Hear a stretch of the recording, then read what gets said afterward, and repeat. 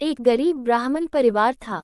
उस परिवार में पति पत्नी के अलावा एक पुत्री भी थी। वो पुत्री धीरे धीरे बड़ी होने लगी।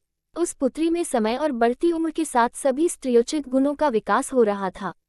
वो लड़की सुंदर, संस्कारवान एवं गुणवान थी, किंतु गरीब होने के कारण उसका विवाह नहीं हो पा रहा था। एक दिन उस ब्राह्मण के घर एक साधु महाराज पधारे।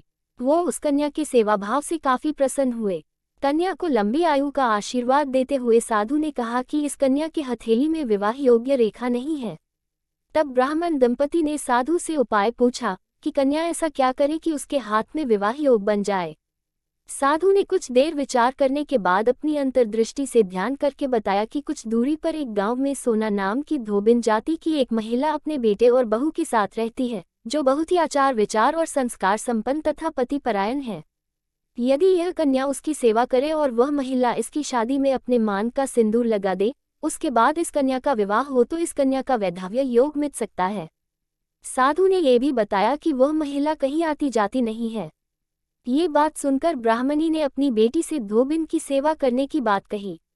अगले दिन कन्या प्रातःकाल ही उठकर सोना धोबिन के घर जाकर साफ सफाई और अन्य सारे करके अपने घर वापस आ जाती।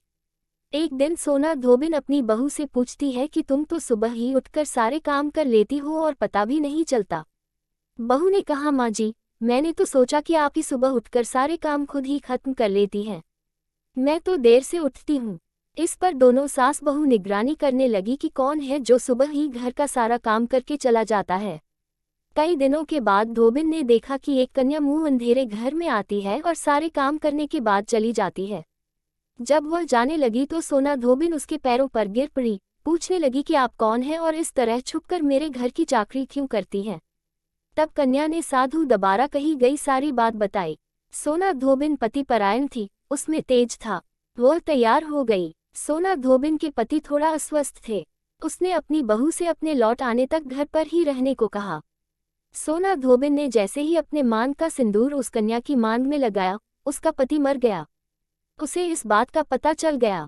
वह घर से निराजल ही चली थी, ये सोचकर कि रास्ते में कहीं पीपल का पेड़ मिलेगा तो उसे भावरी देकर और उसकी परिक्रमा करके ही जल ग्रहण करेगी। उस दिन सोमवती अमावस्या थी। ब्राह्मण के घर मिले पुए पकवान की जगह उसने ईंट के टुकड़ों से 108 बार भावरी देकर 108 बार पीपल के पेड़ की परिक्रमा की और उसके बाद जल ग्रहण किया। ऐसा करते ही उसके पति के मुर्दा शरीर में वापस जान आ गई। धोबिन का पति वापस जीवित हो उठा। इसीलिए सोमवती अमावस्या के दिन से शुरू करके जो व्यक्ति हर अमावस्या के दिन भावरी देता है, उसके सुख और सौभाग्य में वृद्धि होती है। पीपल के पेड़ में सभी देवों का वास होता है। अतः जो व्यक्ति हर अमावस्या को न कर सके, वह सोमवार को पड़ने वाली अमावस्या के दिन 108 वस्तुओं की भावरी देकर सोना धोबिन और गौरी गणेश का पूजन करता है, उसे अखंड सौभाग्य की प्राप्ति होती है।